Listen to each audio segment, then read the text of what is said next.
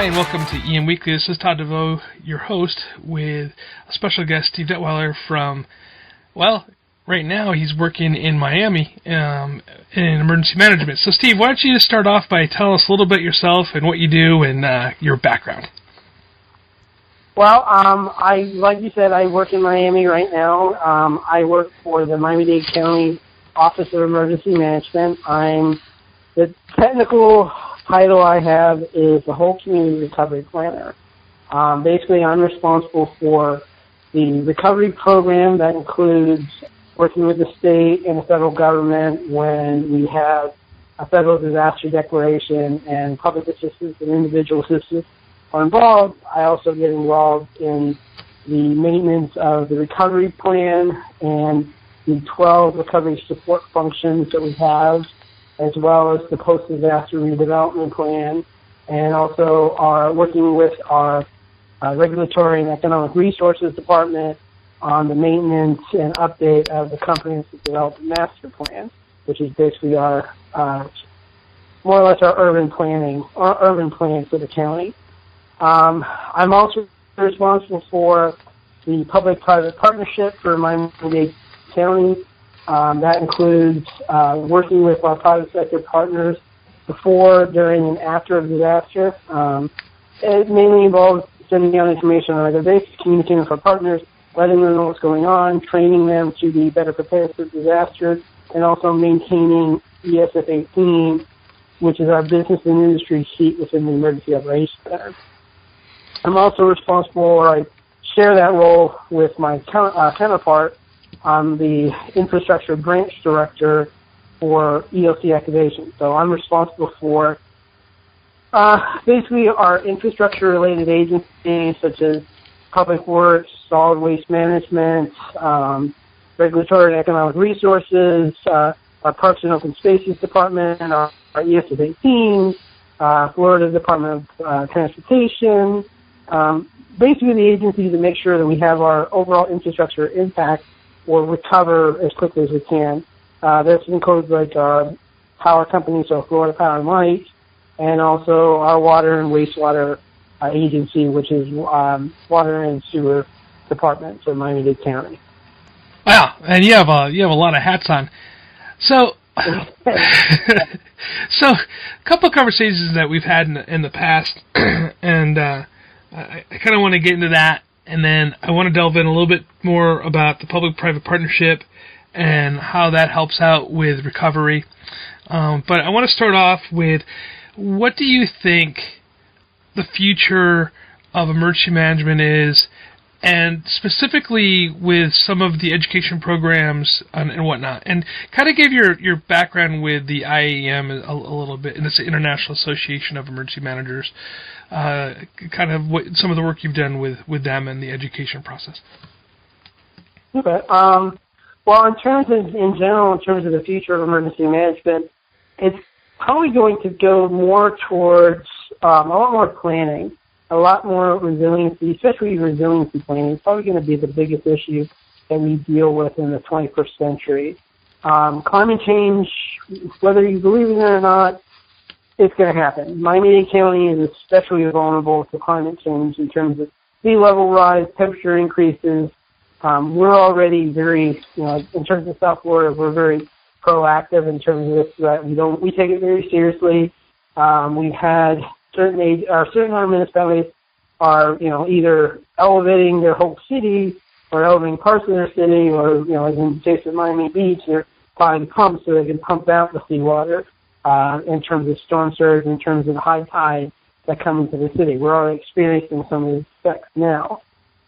So it's really going to be more tied to the profession is still going to continue to respond and recover to disasters, but it really needs to start shifting, and I think you'll start seeing that shift, saying, okay, let's put more effort into disaster risk reduction, let's put more effort into recovery, and also, more importantly, mitigation. When you talk on the international level, their word for mitigation is really disaster risk reduction. It's or resiliency planning. It kind of goes very fine line in terms of those. And when you talk about that, a lot of EMs will say, "Oh, you're talking about mitigation." But it's in terms of building up our infrastructure, building up our systems. A common example would be the 100 Cities, Resilient Cities initiative with the Rockefeller Foundation. It's not precisely an EM program, but the Rockefeller Foundation's program is more designed to increase the resiliency of the city overall. That includes being prepared for crime increases, food shortages, water shortages, growing as a city and being able to do adequate urban planning to accommodate new populations coming into the city. So it's kind of a whole, for the coin of phrase, is a whole community approach to not only just disasters, but also the regular growth that comes into the city. So I think you'll start seeing the profession heading in that direction. We'll still be very busy because there's always going to be parts of the country that are behind other parts. You know, Florida, as you can imagine, has always been very proactive in terms of emergency management. It's kind of interesting in terms of climate change for us. Usually the cities and the counties are usually very proactive about it. We take it very seriously because most of us are coastal counties, especially we're major population centers such as Miami, Jacksonville. Orlando's the exception, Tallahassee's the exception, but most of us take it very seriously because we're going to be the first ones to feel it, or are feeling it now. But in terms of the state, they're less proactive about that. It's more in terms of politics with them, whereas opposed to us, it's more about necessity. But that's probably where you'll see a lot more, like in terms of training, in terms of profession, kind of more of an emphasis on that. For IEM, for the International Association of Emergency Managers, I've been involved with them since, I think, 1999. Don't quote me on that date. But I started out, we didn't have student members back then. It was just, you join the association. I was very active in the association for a lot of years. I served as a chair of our bylaws committee for a couple of years. I served as the chair for the Access and Functional Needs Committee for a number of years, as well as the co-chair. I've always been very active in the association. I served on the Government Affairs Committee, so when we were dealing with a lot of the issues post-Katrina, I was very active about the committee in terms of helping out. As a committee, we were putting together testimony for Congress for the Katrina, again, in terms of what happened afterwards and what are some of the best examples of providing testimony on when they were first coming out with the National Recovery Framework or National Response Framework and NIMS. We were providing a lot of that.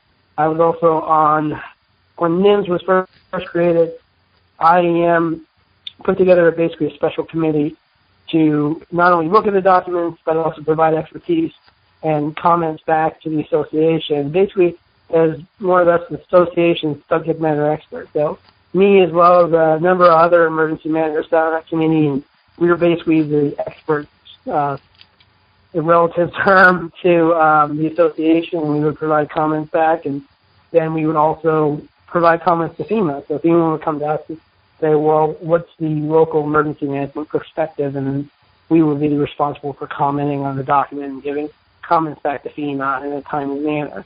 Right. Lately, I kind of taken a step back in terms of the committees, only because I've been doing it for so long.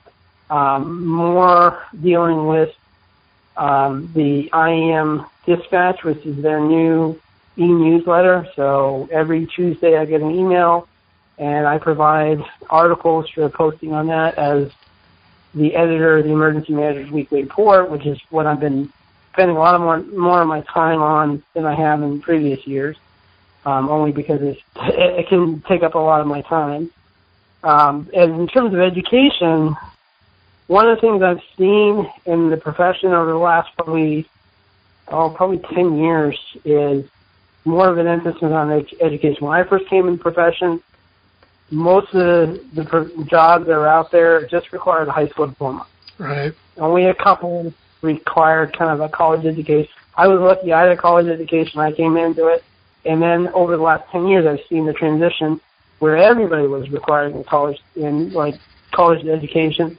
And the number of schools, when I first started in the profession, there was probably less than a handful of colleges that actually offered an EM degree, and that has, of course, ballooned over the last 10 years, and now there's hundreds of programs out there of varying sizes all over the world, offering, bachelor's degrees, associate degrees, master's degrees, and then, of course, PhDs. I'm working on my master's degree right now, only because I've started to see more of a transition. A lot of the jobs coming out now are starting to ask for either preferred or required a master's degree. So I'm trying to keep up with the changes in the profession myself. So what I find interesting is, I obviously just most people know, but I'll clarify it again. I do teach at a community college, a Coastline Community College in Orange County, although we are an online program, so we are nationwide international. We do have students from the military as well. But I have seen like this really big jump in the master's programs, and we have a few of the associate's programs, but there's really that middle ground of a bachelor's degree that still needs to be shored up. And I don't have an answer to why that is, and we've had long conversations about that. There's only a few programs out there. There's some decent programs out there, but there's not a lot of bachelor's degrees. I always found that kind of interesting on the education side. So, as far as the education, and what do you think that the students coming out with a degree in emergency management or homeland security, or sometimes they're a combo degree, but what are they lacking when they come out of school and they get into the field? Probably the biggest thing is experience. Speaking as somebody who once was a supervisor, thankfully I'm not one anymore. It's too much stress for me. But it's probably the big is an experience. They come in, they have their degree, and then some of them do take the extra initiative and they hustle. They go out and they volunteer for a cross, or they intern, or they might pick up a little work here and there from other agencies, or they go and consolidate and do something like that. But a lot of the kids that we get that are coming in, say interns for our office or other offices, is they have no experience whatsoever. They're green as can be, and I think it goes back, and no offense to the schools, but I think it goes back to the schools. I mean, they're kind of focused on getting their degree, which is important, and I know it's very time consuming. There's a lot of stuff that goes into that, but I don't think they really give as much thought as giving the students an opportunity to get some experience as well. I went through that too when I went to school. The interesting thing with my school, when I went and got my bachelor's degree, is when I told them what I wanted to do for a living, they didn't know what that was. So there's a educational piece of that. I had to kind of tell them, well, this is what it was, and they really still didn't understand it. Most people don't. I mean, the funny story is in terms of, I asked my little cousin, what I do, and he's like, oh, you're the safety guy, right? No, not the safety guy. And that's very common. It took my family years to figure out what I do, and really the light bulb went on with them when they saw me in television. We were doing, I think, Hurricane Charlie or Francis. They're like, Steve's on TV! And they kind of got an idea of what I do and why I'm so busy when we have an activation. They were like, well, why aren't you answering us? I'm like, because I'm working. Right. That was the territory. Yeah, I've been married. I've been with my wife for 20 years, and I think sometimes she doesn't know what I do. So it's funny. The biggest thing with the colleges, I mean, there's probably some opportunities. Some colleges have EM offices that take care of preparedness for the campus, and I'm starting to see a lot more of that. That's kind of the more growing sectors. Most of the colleges have started realizing, okay, we need an emergency manager on campus. We can't just have the public police chief do that. It's a whole other discipline that we need to do that. And a lot of these campuses are really taking it very seriously. Because of that, there's also some of these schools actually do have a degree program in EM, and you have all these students, and like, grab them and get them involved in the program, and maybe make them temporary student employees, give them a job. I mean, the internship helps give them an idea of what's going on, but when you go out into the real world, it's only a little bit. It's only a small slice of the pie, and employers are really looking for that real experience, that real world experience. So when you're interning, sometimes you get a chance to really shine, and they throw you into the deep end, and you really get a chance to really learn a lot, and sometimes you're not so lucky. So, I mean, they really want that kind of real world experience, and I think the colleges really need to, figure out a way to kind of do that, to kind of step up and say, okay, we need to make sure our students are more prepared for the real world. And some of the students they take it seriously. They know what the stakes are. They step up. They're volunteering for a cause. They're going on disasters. They're a part of the volunteer fire department. I mean, I was a volunteer firefighter when I was in college. Right. It didn't really, in terms of getting a job in EM, but it gave me some idea of what goes in terms of emergency services. So I understand that part of that. Are you familiar with Team Rubicon? Yeah. Okay, cool. Yeah, the reason why I ask is I know Team Rubicon does a great job with getting volunteers on the ground, really getting them hands-on experience managing disasters. And I think it's a really great organization for those that want to be emergency managers to get involved in, because they do respond internationally too in some cases, but any of the larger scale disasters around the United States, I think it's a good program. So anyway, yeah, they have.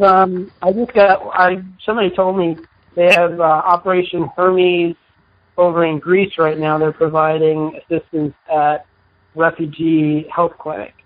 Yes, they're actually over there right now doing that. So yeah, but anytime we have a big disaster, you always see, we have Operation so and so responding to this tornado or that hurricane. So I mean, they're a pretty diverse group. Unfortunately, I've never worked with them. I haven't had a disaster yet where I've had Team Rubicon come in. When I was in FEMA, they were active, but when I worked in Orlando, they hadn't gotten involved yet. They haven't built up yet, and it wasn't until when I got to FEMA they were starting to really build their program. But unfortunately, I haven't worked with them yet, so I'm kind of looking forward to it. Yeah, I've had the opportunity to work with the guys on a couple of occasions. They're a really good group of guys and gals, both. Excuse me. Yeah, so I just saw that as an opportunity. And it's funny because a lot of people think it has to be a veteran, but it's not that way specifically with them. But they are a lot of veterans guys, and they definitely have that go get it mentality with that organization. So, but they are a good group of people to learn from for sure. So we actually, with the Operation Hermes, I'm going to be interviewing one of the doctors in these upcoming episodes regarding that event over there and what they do as far as that goes. So, yeah. Well, the other thing too is like the number of NGOs that have. When I first started the profession, there was maybe like a handful, or not a handful, but there was a good number of NGOs that we worked with. They were like the larger NGOs, but now, because the disasters have just, we've seen a huge spike in the last couple of years of the number of hurricanes we responded to, and they're getting bigger, they're getting stronger, and, tornadoes and whatnot. The number of NGOs have just spiked. We got NGOs, I've responded to my share of disasters, of course, and every time I do, you have NGOs come out of the woodwork. You ain't even heard of them before, and they're like knocking on your door saying, hey, we want to help. So, they're out there. It's just a question of the students going out and finding them and doing that. It might be just a question of the universities kind of partner with some of these guys and, saying, hey, we want to, partner with you to get them involved, get our students more involved, or maybe have a chapter here on our campus, and, they run it and then they do deployments in the area or with you guys. There's different opportunities there. It's just a question of getting them to do it and kind of seeing the need for that. Well, the Red Cross does that. They're really good at having those. Well, they have the college chapter Red Cross groups and stuff. And I know mostly they kind of run the blood drives and stuff like that. Seems to be what they do, but they do more than that, and they can do more than that. So that is a really good idea as far as universities and colleges having clubs, disaster clubs, and you can even do like the campus cert programs. Those are kind of getting popular as well. You know, I know that there's been some universities, there's pushback regarding cert programs, which I really find kind of interesting. And I was actually talking to a college administrator regarding a cert program in Orange County, California. They were resistant of having their students be disaster responders. And I didn't really say much. I just kind of shook my head a little bit and went on my day. But you think about this. I mean, these kids that are in college are the same ages of kids that are, you know, joining the Marine Corps and then the Army and the Navy and whatnot and responding to you know, things all around the world. And as soon as you turn 21, you could be a cop or a firefighter. And some of these guys become cops and firefighters, and some of them are working as EMTs and paramedics right now, you know, out in the world to get themselves through college, you know. And it just kind of makes me laugh a little bit that, oh well, we don't want the students to have to. It was the person I was speaking to was actually the resident director of one of the universities, and you know, they didn't want their students to be responding. They want to make sure that they're taken care of, you know. So this made me laugh a little bit. So. Well, I mean, you know as well as I do that, you know, like in terms of being an emergency manager on a college campus is instantly different than being an emergency manager for jurisdiction. I mean, I've known a few EMs that work in that environment, and they always tell me, yeah, you have no idea. It's completely different. You have to look at things a different way and approach the professors and administrators in a completely different way because it's, you know, not a priority to that. Right. They have a hard time understanding that. I actually had a professor one time tell me directly that the safety of the students isn't his responsibility, and I kind of shook my head at that one too. I was like, wow, so that's completely our responsibility. You know, when we're running a classroom, that's you know, we're responsible for that classroom. Yeah, I don't know what I'm doing. I'm just, you know, I just walk around all day long. I don't know. And now, a word from our sponsors. Emergencies happen, whether they're related to medical emergencies, threats of physical violence, weather-related, or other. One of the most difficult things during an emergency is to find help and quickly and efficiently communicate with all parties, regardless of whether you're an administrator, law enforcement, or the end user. With Titan HST, we help to store time by creating high-tech, yet simple-to-use mobile-based applications that connect you with the people who can help you. At Titan HST, we believe in the power of people. 315 and 314, there is at least one person that's been shot. Somebody is still shooting inside. 453, I have a party shot here. I need rescue hot. Are you ready for the unthinkable? Call our friends at High Speed TACMed. They provide custom emergency planning and training that saves lives. With years of experience in law enforcement, search and rescue, responding to and managing large-scale incidents, HSTM will evaluate and prepare written plans, training sessions, drills, and debriefs, leaving you with the necessary tools and experience that can save lives. Call HSTM today to discuss your specific needs, and the staff of High Speed TACMed will help ensure that you're ready and are in complete compliance. Call High Speed TACMed today, 805-419-0024. Again, that's 805-419-0024. The friendly staff at HSTM is standing by. Bringing out bodies now. Get someone to the back as soon as you can. Rescue personnel. I got at least 3 to 7 hits. Hi, this is Todd DeVoe, the host of EM Weekly's podcast. If you're trying to reach people in the emergency management and response space, EM Weekly is a place for you to advertise. Each week, we are bringing in guests from around the world to talk about best practice and trends in emergency management and response. We also have the blog on EM Weekly's website and the EM Quarterly e-magazine. For more information, please email Brian at emweekly.com. EM Weekly is a division of the WEMT Institute. Welcome back from the commercial.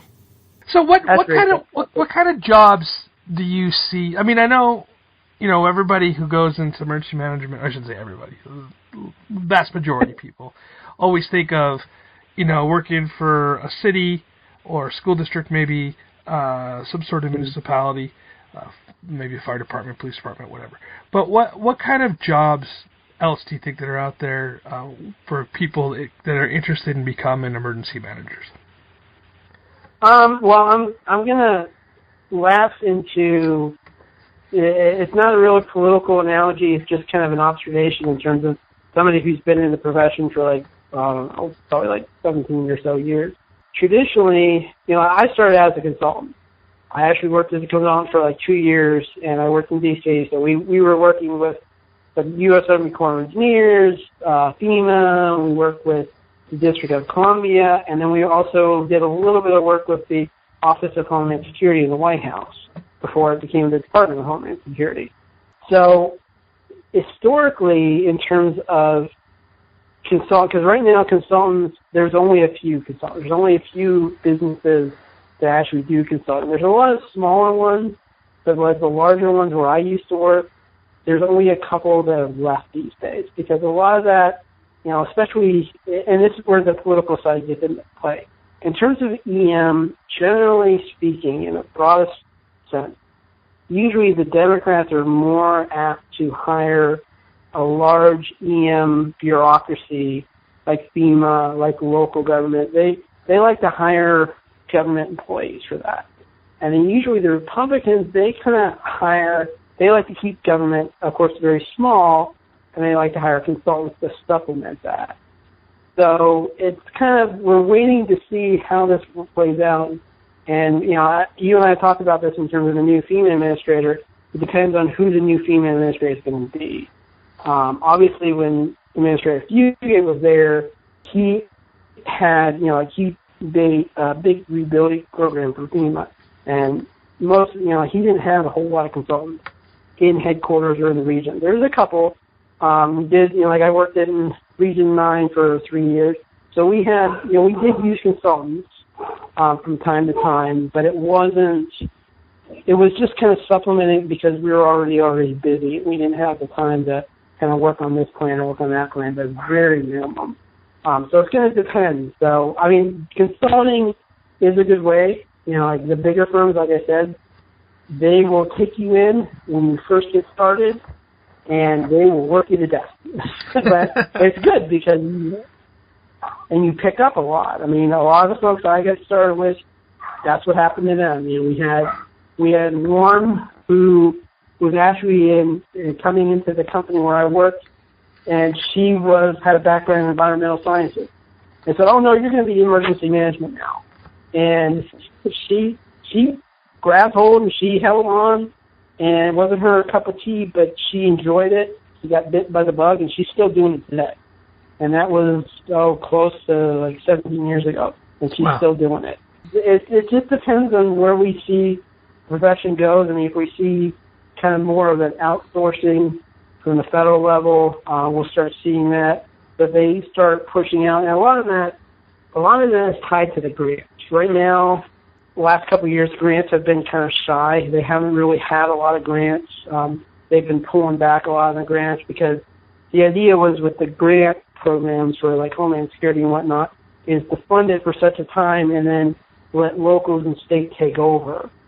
So they're trying to do that. It just depends on what happens over the next couple of years. We might see more of a return of grants. We might not. So if there's the biggest spike I see is we see a lot of grants coming out, then you start seeing a lot of consultants being hired because we're already inundated, especially at the local level, and sometimes we don't have time to work on these projects. And we still use consultants here, but it's a different kind of consultant. So usually the federal government will hire the big consulting firms, and locals and states, they'll hire local firms. They're usually smaller. They're not the big boys, obviously. They're not like SRI International or Booz Allen. They're smaller firms, that can handle, because the bigger firms, they like multi-million-dollar contracts. The smaller firms, but when I worked in consulting, we were a small firm. We had probably a couple, at least 150 people working for us. But we were doing work for the Corps of Engineers, so we would do what was then called their catastrophic exercise program. We would go out to all the divisionals for the Corps of Engineers, and we would do like a tabletop exercise that would include the Corps of Engineers, the district level, the division level, the FEMA region, the states, and it was a big to-do in terms of exercising the Corps' responsibilities during disaster in terms of their authorities and also the federal authorities as well, such as Stafford Act. So, but that you learned a lot. I mean, I still know people today that I met back then, and they've gone on to other things, and sometimes they stay in the profession, sometimes they don't. Most of them have. So, I mean, like I said, they'll work you to death. They'll put you to work, and you learn a lot in a very short amount of time. It really just depends on, the politics in terms of who's in charge and whether or not there's a lot of grants. And if there's a lot of grants and, there's kind of a downshift in terms of, we need to make government smaller, so we need to hire more consultants, then you'll start seeing more of an uptick in these consulting firms. That's probably the easiest way to get in it. Because most of the consulting firms, they don't, for like entry-level jobs, they don't hire saying, well, you have to have someone's, like 5 years experience. You're a warm body, you can learn, get in there and go do it a lot of times. Right. And that's a good thing. And that's why I always steer some of the students I mentor, and I kind of steer them in that way. Not lately, because a lot of those jobs have been drying up. But in general, that's what I kind of push them towards. And some of the government jobs, they really require a couple of years of experience. There are a few entry-level jobs that open up, but I always tell the students that I'm dealing with, I said, you need to be prepared to move. It's nice if you want to stay here in Florida, but you can't depend on that. Right. And you have to go, if there's a job in Canada, or not Canada, but say Alaska or California, you go, and you take that job. Hey man, there could be some good jobs in Canada with like some of the oil companies and stuff like that, So. Yeah. But you need to be willing to move, and some of them really are kind of, I want to stay around here. I'm like, there's no jobs around here. If you stay around here, you're going to be competing with 20 other people that have more experience than you do. You need to be willing to move, and you need to be willing to go where the jobs are. And that's the biggest kind of pushback I sometimes get from students is they don't want to move. I'm like, you gotta. I know it's, you're not going to make a lot of money. If you went into this profession thing, you're going to make a lot of money, and you made a mistake because we don't make a lot of money traditionally. It's not for the money we do this, but and when you first get your first job, you're not going to be making a lot of money. You're going to sometimes be living paycheck to paycheck, but you're going to earn your stripes. You're going to move up the ranks, and you're going to get better pay as you get more experience and you do more. And I've always been a fan of telling these students to go out and, find somebody, go to Canada, or go to Canada, go to California, maybe do international, but get that experience because it helps you in the profession. If you are an emergency manager in Florida all your life, you only know the Florida perspective. If you've done work in Virginia, you've done work in California, or done work in, say, Denver, you'll learn a lot more. Everybody does things a little bit differently, and you deal with different hazards, and it gives you a better perspective, gives you a wiser perspective, and you can a lot of times apply that to other disasters as well. Right. And it also, makes you more versatile. We have that here just in California, where Northern California is completely different from Southern California, and even in SoCal, it's different from county to county. I'm sure it's that way in NorCal too. Oh, yeah. So it's Florida. We have Southern Florida is, of course, very urban, and we basically are the urban center of the county or the state. And then what a lot of people don't understand about Florida is they think, oh, we're all like Orlando, we're all South Florida. No, probably like 90% of the state is mainly rural. Mm-hmm. You go outside in South Florida, it's basically farmland and swamps, and that's it.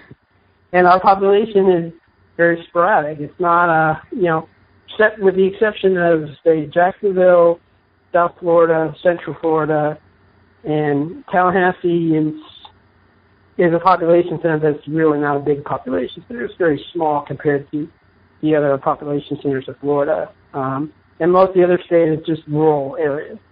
And most of our emergency management programs, with the exception of South Florida, are very small staff. I mean, sometimes, on average, you'll see maybe 2 people in an emergency management office at county level, and that's it. I mean, we're an exception. We have about 17 in our office. So we were one of the bigger ones. But like when I worked in Central Florida and Orange County, we had like 6, and that wasn't enough. We had a population of 1 million people, and it still wasn't enough to deal with all the stuff we needed to deal with. Yeah, it seems to be that we always feel like, I guess, we're understaffed on a lot of this stuff, you know. All right, I want to roll back a little bit here, and this kind of does fall into the conversation that we're having. So you previously talked about the public-private partnership, and then we're talking about just right now with the consulting firms, and then I'd like to throw in there the nonprofit organizations that do, and also volunteers, I guess, like the CERT programs and whatnot. How do you see all of those programs working on the recovery side of a disaster? When I teach my class, because I teach recovery, and I tell my students, I'm like, I said, this is where the work, for me, this is my opinion, and I know that you work in the recovery section, this is where the work really starts to happen, because once we put our fire trucks and our police cars and all that kind of helicopter stuff coming around and the news media has gone away, I mean, we still have people to bring back to be as close to whole as possible. How do you see those organizations working in the recovery, since you are in the recovery section? Well, it's a combination of things. There's 2 basic kind of modes that I see. There's what a lot of times it's mixed match, but there's the VOAD concept, which is a volunteer organizations active in disaster, and then there's the COAD, which is a community organizations active in disaster. A lot of the programs I've seen over the years have really gone more to the COAD, and Los Angeles is an example that comes to mind. They actually, they have like their business EOC, but their business EOC is really just a COAD. It's really what they do is they bring in their community organizations, their social services organizations. They all have a seat in this business operations center. And they have their businesses like their development councils and whatnot. So that's kind of the piece with that. In terms of Miami-Dade County, we do things a little bit differently. We're actually one of the only, or we're the first county in the state to kind of develop the recovery support function. And the recovery support function is based on the federal National Disaster Recovery Framework. So the feds have their recovery support functions, and that's more dealing with long-term recovery. It's when the declaration has, they're basically done all the PA, they've done all the IA, and now we still have issues going out there, and we need to figure out how to do it. And now we have to get creative in terms of funding, in terms of approach and whatnot. And they've had some success with that. So what we did for Miami-Dade County is we developed a similar plan and the recovery support function. We signed, usually a county agency is the lead agency, and then they have a support agency. So it's similar to the emergency support function.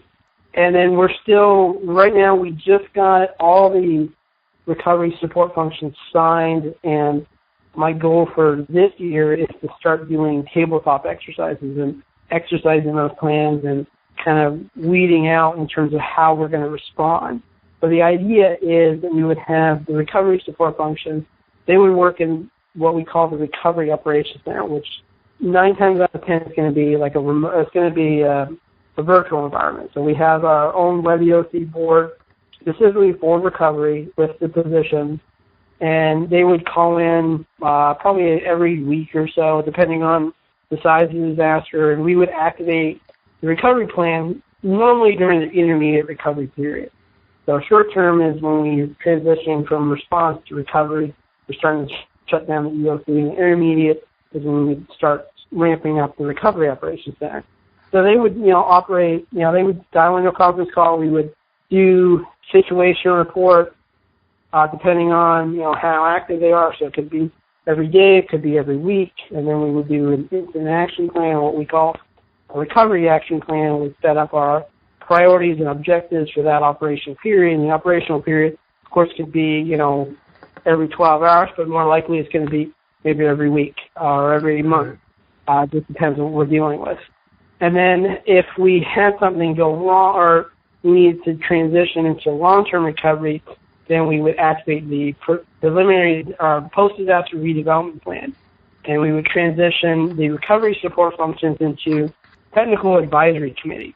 when we get into that level, it's more of a political issue because the technical advisory committee is going to be recommending actions to the county mayor, and the county mayor is going to be making decisions about what we want to do, because the only time we would really activate the post-disaster redevelopment plan is if we had an Andrew, but Andrew hit further north and hit Miami directly and wiped out the county.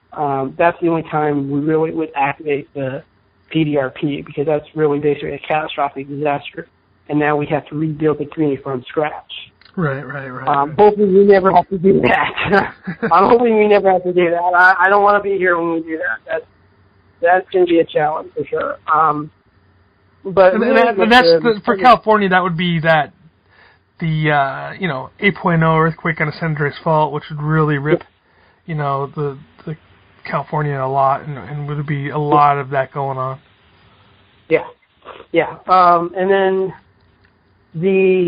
like what I was saying with the recovery support functions for our private sector partners, we have a RSF Economic, which deals with the private sector. It's basically is right now led by OEM, but we really have our Economic Development Council, which is our Beacon Council.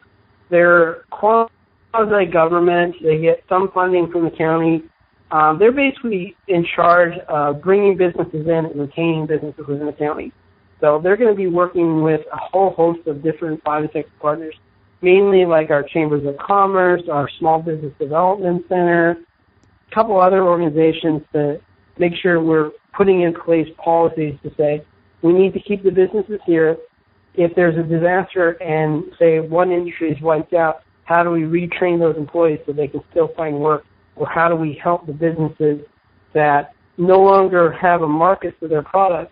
How do we re-engage them so they can find something else they can sell, right, and they can continue making money, which is a lot more challenging work. I mean, if it's not challenging, it's not really fun. Right. In terms of being an EM. A lot of times people look at us when we say stuff like that and say, there's something wrong with you. And just to clarify, I know it's as far as that goes, is people do think we're crazy when we're like, yeah, we wanted to suck some more, for lack of a better term. Yeah. I did, just to clarify for people that may be listening to this, that have not a lot of experience in emergency management, but a lot of your economic issues that occur after disaster we're not talking about retooling a Target or a Walmart type thing. It's the small mom and pop shops, small manufacturing companies that are out there that get devastated. And realistically, statistics say if you can't get your business up and running within a week after a disaster, you're probably not going to open shops again. And that's bearing out across the country.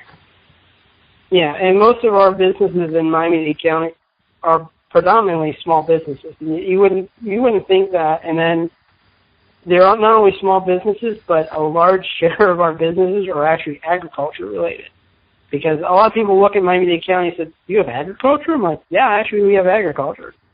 Basically, the whole half of the lower part of the county is basically farmland. So we grow, I don't even know how much stuff we grow, but we have a huge agriculture industry, and that's a major industry in Miami-Dade County. So we work a lot with our agriculture extension because they're kind of they're tip of the sword in terms of working with our growers and whatnot, our distributors. They're going to be dealing with the state agriculture department, who in turn deals with the Department of Agriculture in terms of requesting declarations. We had one end of last year for excessive rains that we had. We had a agricultural declaration and SBA declaration as well, so we work a lot with them. But yeah, I mean, for us, we deal with more in terms of we have like our ESF 18, which is an EOC, and then they deal with the response side of the house. They're pushing out information to our businesses to say when we're opening, when we're closed, when we're evacuating the county, or when we're evacuating parts of the county. And then when we have the recovery plan gets activated, they transition into recovery or RSS economic, and then they're dealing more with policy development. They're not really dealing with pushing out information and sharing information. they're really dealing with, okay, what do we need to do to get our economy back up and operational, and what can we do? The biggest thing, I mean, we dealt with this for, like Zika. Zika was rather unique because it's a little weird, but SBA and, this has been learned for the H1N1 pandemic. SBA will not do an SBA declaration for a public health emergency. It's not within the scope of their laws or their authorities and their program. They can't do a declaration for that. So we were kind of like, okay, well, what else can we do? We have like an emergency bridge loan for the state, but they won't do it because the emergency bridge loan is more of a stopgap measure until we get an SBA declaration. So we had to get creative. We actually had one of our smaller organizations kind of step up and do an emergency grant program for some of our businesses that are impacted. Fortunately, they had some impact, and we definitely saw like a big dip in certain areas, especially in one of the areas, the Wynwood area, that was under quarantine in Miami Beach, had a little bit, but fortunately it wasn't too bad. Once the warning was lifted, they started bouncing back. Some of them had higher impacts, but we were lucky this time. But that's probably the biggest thing, is in terms of, if the SBA is not available, what do you come up with? And we had to kind of put our heads together with our other economic partners and say, okay, what can we do? Right. So, real quick here, I'm going to ask you, so there's a thing that we use in the military, it's called task and purpose, and it's kind of what your job is and how you function, that type of thing. So I'm coming up with my own type of thing here, and I like to call it the 3 points of purpose. So for emergency management, what do you think the 3 points of purpose are for you? In terms of 3 points of purpose, probably the biggest thing for me is sharing information, being of assistance to colleagues, and then new employees or new members of the emergency management profession, and then also, gaining as much experience as I possibly can in terms of the profession. So I'm always looking for the next kind of opportunity or next kind of challenge. I mean, I'm happy where I am right now, and I don't plan on leaving anytime soon, but, you're always kind of hungry for, okay, what can I do next? What can I learn that I haven't learned before? And sometimes that's, personal, for the, I mentioned before I do the Emergency Manager's Weekly Report. A lot of that is I do those kind of efforts through that entity. So, I push out a lot of information to the profession, and that, of course, has ballooned in to not only EM information, it's also ballooned into hazard, it's ballooned into, what's going on the other side of the world in terms of international affairs, global security, public health, climate change. So, but the thing is, I'm always a big fan of, just because something happens on the other side of the planet doesn't mean that it doesn't have an impact here at us at home. And right. All these different discussions are always interconnected. If you look at deep enough, there's always some kind of connection with that. I mean, if we have like a terrorist attack over in Europe, we're going to start seeing ramp-ups for security here at home. Right. And there's always going to be stuff going on, even if it doesn't impact us. But there's also things we can learn. So there might be something the Europeans did that we never considered, and it's like, oh, I never thought about that. We should try that and see if that works. So there's always like interconnectivity with that. But I think those are probably the three biggest ones for me. That's awesome. So sharing information, let me just break it down here real quick here. So we got sharing information, new challenges, and learning from others. That's awesome, because that's really what it's all about. I was talking to the president of the university where I currently work, and we had a meeting, and he asked me, what the meeting was all about. And I said, well, so this is all a bunch of other schools, and we get together before disaster happens. And, so we're not exchanging business cards the day of the disaster. And, when we stand patch to patch is what we used to use, the term that we used with the police department, to stand patch to patch. So we like to say touching patches before the disaster. And that's exactly what everything is. That's awesome. Is there anything else that you'd like to add before we go? Because I already had you here for a bit, and I want to make sure I'm using your time wisely. In terms of, like, in the profession, especially the new people coming in there, I mean, I'm going to do a shameless plug here. I'm not getting any money for this, obviously. But, of course, I mentioned, like, the Emergency Manager's Weekly Report. If you want to know what's going on in the profession, I do my darndest to kind of push out as much information as I can, and I'm very strategic about what I include and what I push out. I usually push out information that has some kind of impact on the profession. You know, it's not just regular news saying, oh, this person retired, or this person, you know, they just had their mitigation meeting. It's something that either has an impact on the profession or maybe changes the dynamic, or it's a new program. It's like, oh, we didn't think about this, and oh, I didn't even know about them doing this, and maybe I can call this person and find out more about that program. So I'm always pushing that information out to kind of help, especially the younger generation, because, you know, for emergency manager, information is power, and information is necessary. We have to know what's going on. We can't be out of the loop. We have to kind of, sometimes we have to be a little pushy about it, which our other partners can say, okay, if something's going on, you need to tell me. Right. I need to know, because I need to brief the bosses, and I need to brief the elected officials or appointed officials, because they're asking me, and I need to know. So I always try to make that a point. So, I mean, if there's young emergency managers out there that are like, well, you know, how do I keep up with what's going on? You can easily sign up, or you can easily, you know, go on Facebook, Twitter, Google Plus, and LinkedIn, and look up Emergency Manager's Weekly Report.